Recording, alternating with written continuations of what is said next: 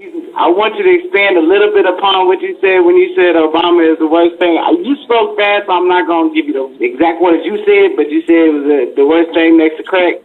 The coldest drug that America dropped on blacks since crack. There you go.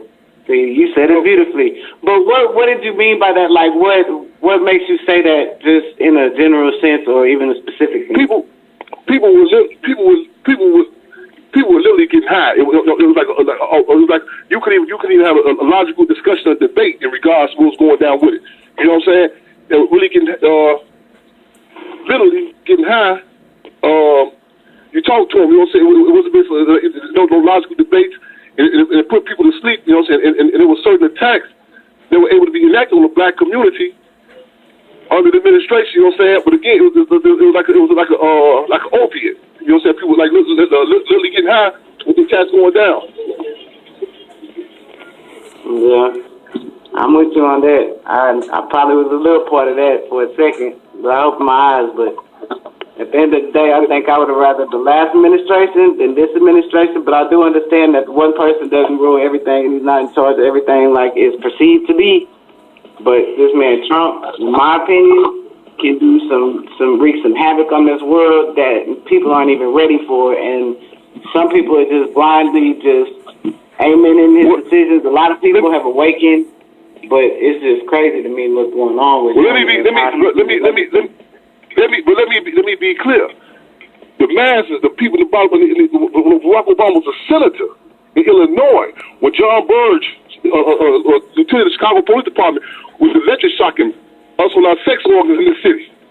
We get discussed about the projects. We don't say this. We were being attacked then. And again, I'm not calling no absolute. I ain't waving no flags for Trump neither. See, we the ones on the plantation. That when the question is asked who you riding with, the South or the North, our position was neither. Our allegiance is to Harriet Tubman and Reverend Nat Turner. You know what I'm saying? See, I don't those with choices like those who need interviews. I'm not debating that this attack is attacks on our people now, but I'm saying it's been attacks on our people. And it's kind of like what Richard Pryor said, huh? Yeah, I was just saying I was agreeing with you on that, but I was agreeing with you on that because yes, sir.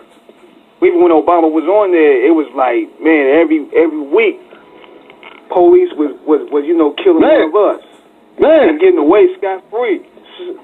So it's no situation where I feel that we were safe under any administration. It's always been on. Real talk. You know what I'm saying? And I think it's important that we keep notes on, you know what I'm saying, who, because this stuff, these attacks, this ain't just no overnight situation. You know what I'm saying? This is a protracted, long history of attacks have been on our people, and it's kind of similar like to in Nazi Germany. In Nazi Germany, the term genocide became a word after the former Führer of Nazi Germany, Adolf Hitler, and them did against to the white community in Nazi Germany. Let the record reflect. With Mussolini, Hitler in life, when they was getting down on African people, it was a nice term referred to as the Africa Corps. But people said it was a problem when it happened to a certain community. You know what I'm saying? It's kind of like the heroin problem. They've been locking us up left and right all through here. You know what I'm saying? Now, you know what I'm saying? When white people get impacted bad, we need some sinners to get them healed and so on and so forth. It's kind of like comedian genius Richard Pryor said. White folks will ride through our neighborhoods and see black folks out there with dope niggas in their arms and say, that's a shame. But then they'll come home and they come on the front porch with a can of Budweiser and they'll say, oh my God, it's an epidemic. So that's all we stressing is that we definitely in unity and agree that it's intense. But it's been intense on our people, you know what I'm saying? And we have been treated like the invisible, as Ralph Ellison referred to the invisible men, but paraphrase, invisible men and women. You know what I'm saying? But now people acknowledge him because, I mean, this dude ain't cut no corners. He's like, you know what I'm saying? It's kind of like, some years back on Nightline, Ted Koppel was on Nightline, and George Bush Sr. came out and said, look, we can shut all this affirmative action stuff. It's a wrap. We shutting it down. Benjamin Hooks of the NAACP came on saying, well, the president's going to reconsider. Bush said, no, you heard what I said, Ted Koppel, point blank. I ain't cutting no corners with you. But then these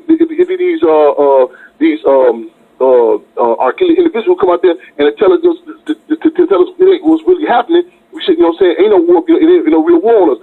Man, you, during the whole of the term, that was the whole term post-racial society became popular under the Obama administration.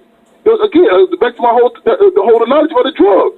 You know what I'm saying? You had, I mean, when the white sergeant, police in Massachusetts, when he did, Henry Louis Gates, I've got it there, Obama's friend. Everybody, this white dude was there for a beer party.